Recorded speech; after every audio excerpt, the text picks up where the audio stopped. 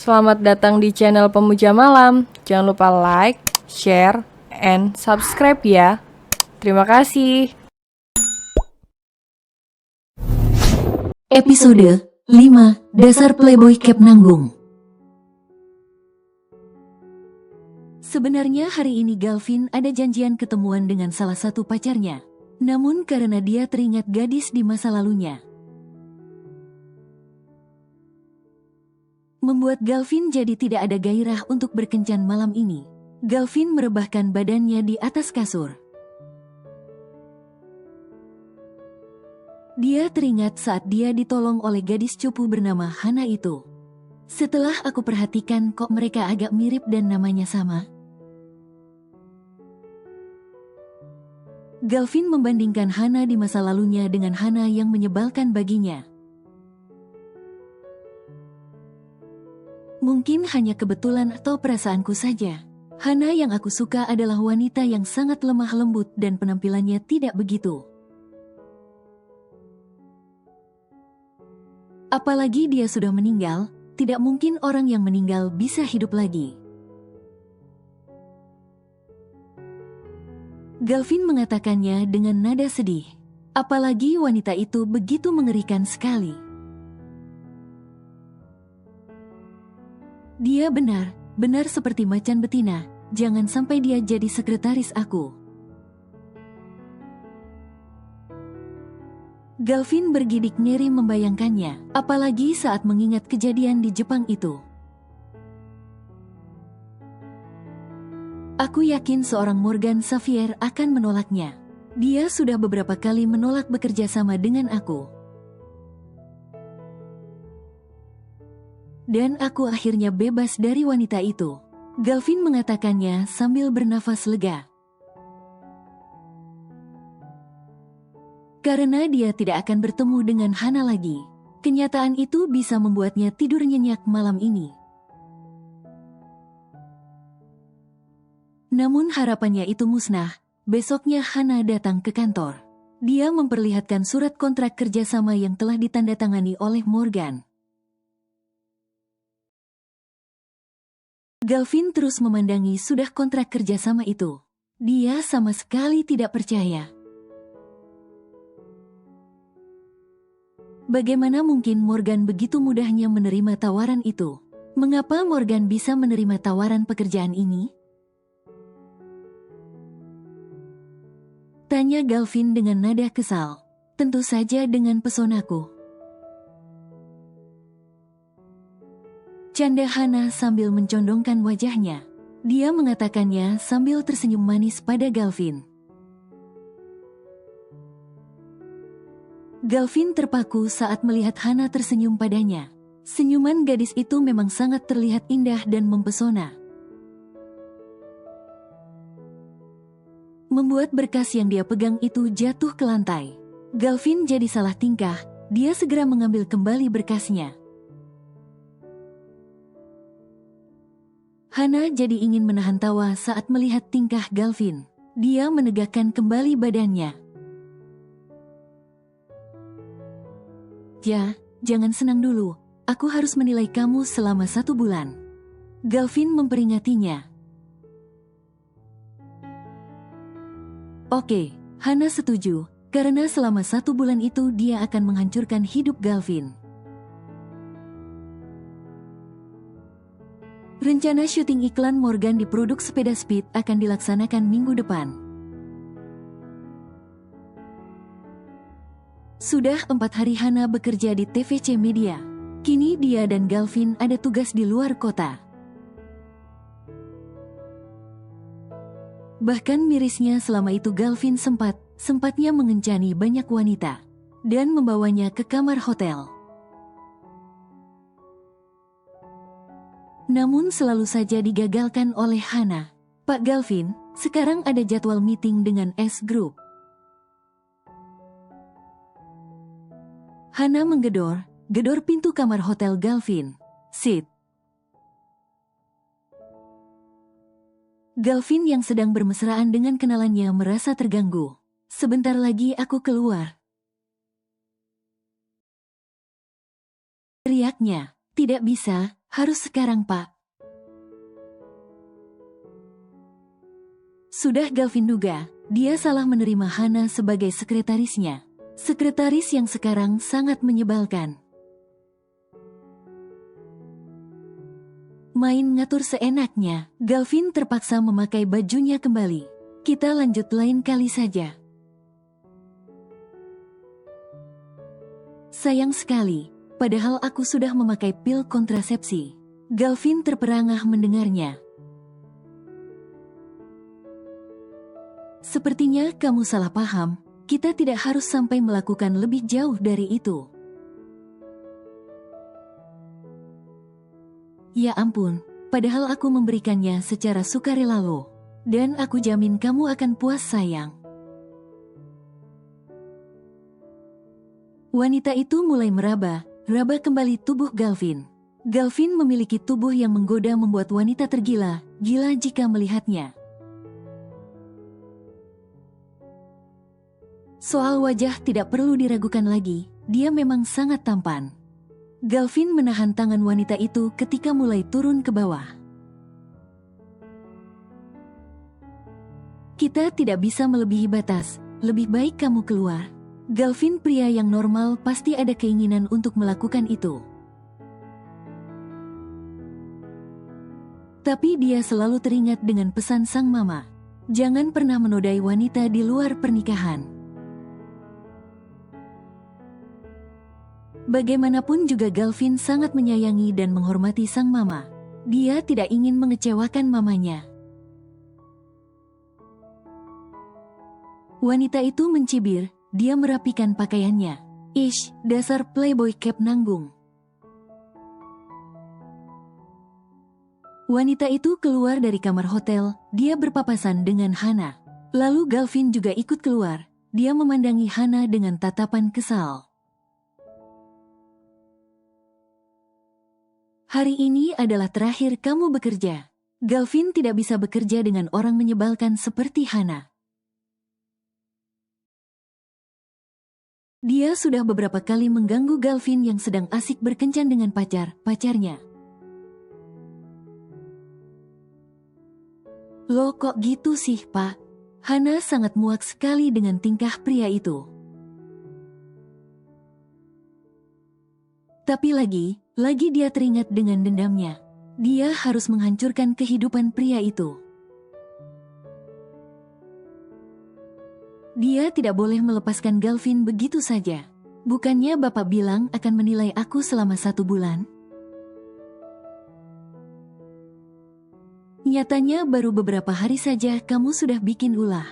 Kamu saya pecat. Malam itu adalah malam terakhir dia dan Galvin di kota B. Setelah selesai meeting dengan S Group, Hana meminta permintaan terakhir pada Galvin sebelum dia out dari perusahaan. Baiklah, besok saya tidak akan masuk kerja lagi. Tapi saya memiliki satu permohonan sekali ini saja. Galvin menghela nafas. Apa itu? Makan malam bersama saya. Tentu saja Galvin tidak ingin makan malam dengan wanita yang sama sekali tidak selevel dengan dirinya. Sorry, aku gak bisa. Anggap saja ini permintaan terakhir aku, Pak. Bapak tidak perlu memberikan aku gaji. Aku hanya ingin makan malam dengan Pak Galvin. Hana ingin melancarkan aksi jebakannya. Galvin rasa itu permohonan yang tidak sulit, dia terpaksa mengiyakan. Yang penting Hana segera pergi jauh dari hidupnya. Ya sudah. Akhirnya dia masuk ke dalam perangkapku. Hana tersenyum sinis. Malam itu mereka makan malam bersama di hotel tempat mereka menginap. Di bagian bawah gedung hotel itu. Namun di saat sedang menikmati makan malamnya, Galvin tiba merasakan kepalanya pusing. Ah, kepalaku kenapa? Hana tersenyum puas karena rencananya telah berhasil. Obat tidur yang dia masukkan ke dalam minuman Galvin telah bereaksi. Dia pura-pura khawatir. Bapak kenapa? Kepalaku pusing banget. Galvin memegang kepalanya. Ya sudah, aku antar bapak ke kamar ya. Hana memapah Galvin, membawanya masuk ke dalam lift. Lalu membawanya masuk ke dalam kamar hotel. Galvin sudah tidak bisa menjaga keseimbangan tubuhnya. Terasa begitu berat, Hana menjatuhkan tubuh Galvin ke atas kasur. Rupanya Galvin sudah tidak sadarkan diri. Hana dengan ragu mencopoti pakaian Galvin. Ingin seolah mereka telah melakukan hubungan badan padahal nyatanya tidak. Tidak mungkin dia mau menyerahkan harta yang paling berharga untuk pria bajingan seperti itu. Bahkan sama Samuel pun dia tidak pernah melakukannya. Oh my. Hana tercengang melihat sesuatu yang harusnya tidak dia lihat, sangat menodai matanya. Ini untuk pertama kalinya dia melihat milik seorang pria. Tapi mau tidak mau dia harus membuat Galvin telanjang. Seolah terjadi one night stand di antara mereka malam ini. Sampai Hana menelan salivannya beberapa kali melihat kondisi Galvin yang telanjang. Dia menggelengkan kepalanya. Dia harus konsentrasi pada rencana balas dendam ini. Dia harus mengikat Galvin dan masuk ke dalam kehidupannya. Hana ingin Galvin bertanggung jawab atas apa yang terjadi pada malam ini dengan menikahinya. Lalu membuat Galvin jatuh cinta padanya dan menghancurkan hidup pria itu. Galvin terbangun dari tidurnya. Dia memegang kepalanya karena merasakan pusing akibat pengaruh obat tidur itu. Arg, Galvin merasakan kaget begitu menyadari dirinya sama sekali tidak memakai pakaian. Hanya ditutupi selimut saja. Arg, di mana aku? Mengapa aku telanjang begini? Galvin mencoba mengingat apa terjadi semalam. Namun sayangnya dia sama sekali tidak ingat. Ingatan terakhir dia adalah saat makan malam bersama Hana.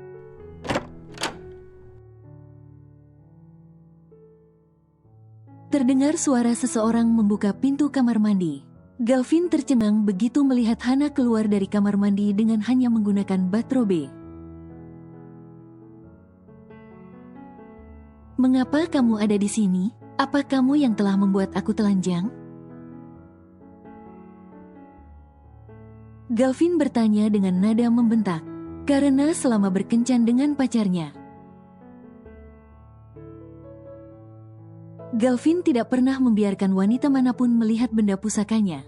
Dia hanya melepaskan baju atasnya saja.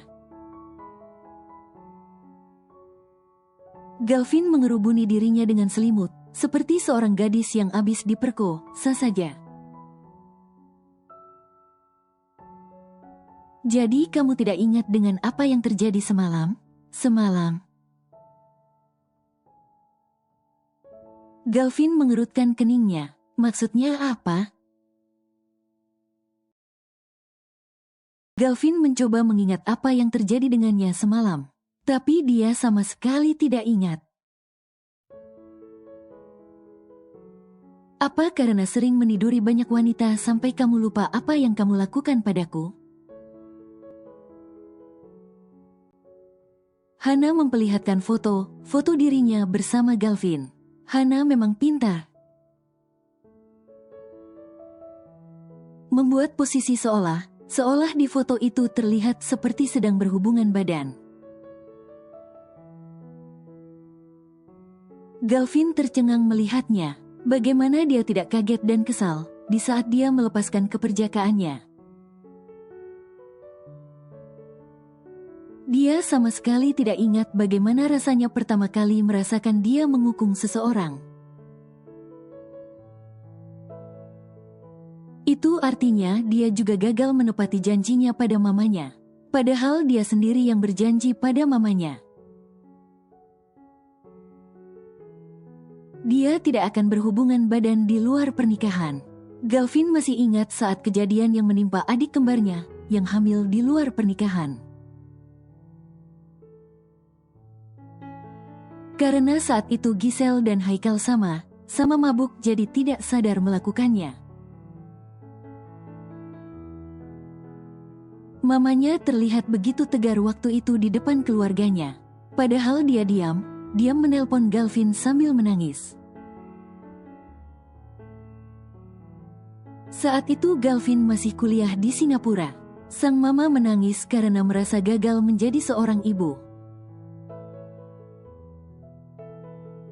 Dan kini kalau mamanya tahu tentang kejadian malam ini, pasti akan membuat mamanya sangat kecewa. Kamu pasti menjebakku, iya kan? Galvin memperhatikan spray di sana. Dia terkejut saat ada noda darah di spray itu. Itu darah pemberian dari Samuel. Agar Hana terlihat sudah melepaskan keperawanannya bersama Galvin. Bahkan kamu yang sudah merebut kehormatanku.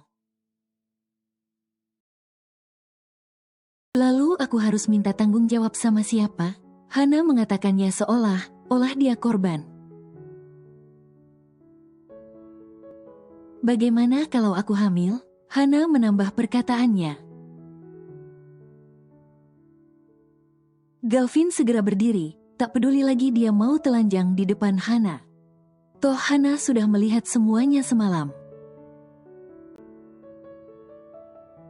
Sontak membuat wajah Hana memerah saat melihat Galvin berdiri dengan posisi telanjang. Dia memalingkan pandangannya ke arah mana saja, karena tidak ingin melihat benda pusakanya Galvin. Tak disangka Galvin malah menghampiri Hana, membuat Hana semakin terkejut dan refleks mundur. Sayangnya punggungnya mentok mengenai dinding, sementara Galvin terus berjalan dan malah mengunci tubuhnya. Membuat kedua badan mereka menempel. Dia menatap Hana dengan intens. Hana jadi takut bagaimana kalau dia malah meminta Hana untuk melakukannya lagi. Sementara dirinya sebenarnya masih perawan. Aku tidak nyaman seperti ini. Hana mendorong tubuh Galvin, namun Galvin mengangkat kedua tangan Hana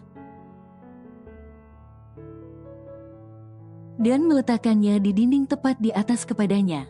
Apa yang kamu mau dariku, Ham? Padahal kamu bisa bela diri. Kamu bisa kan menendang aku atau membanting tubuh aku? Hana pura tenang menghadapi Galvin, walaupun dia merasakan ada yang mengeras di bawah sana.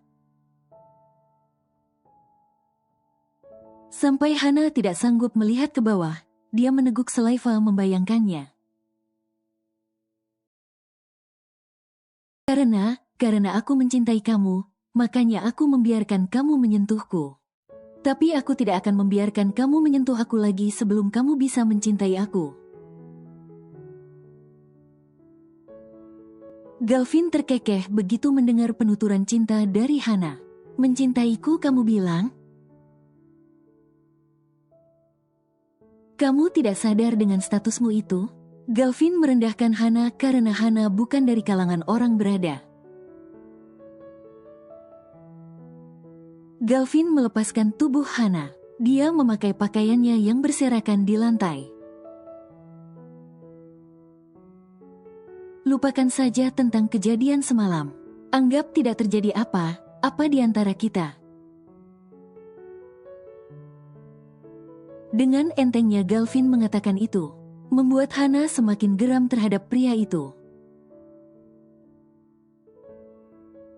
Membuktikan betapa brengseknya seorang Galvin. Bagaimana jika dia melakukannya pada gadis lain? Apa dia juga seperti itu? Lalu bagaimana nasib Anya yang menjadi korban pria bajingan di hadapannya itu? Aku memang bukan orang kaya, tapi aku punya banyak cinta untukmu. Karena itu aku ingin kamu nikahi aku. Bagaimana kalau aku hamil? Hana mencoba tetap tersenyum walau hatinya sangat membenci pria itu.